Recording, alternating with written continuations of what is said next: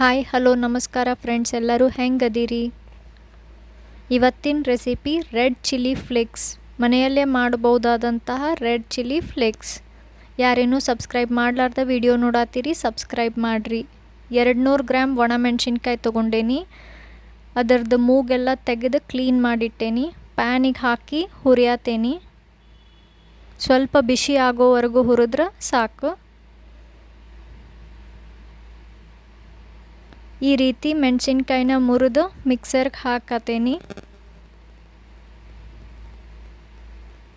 ಹಾಕಿ grind ಮಾಡತ್ತೇನಿ.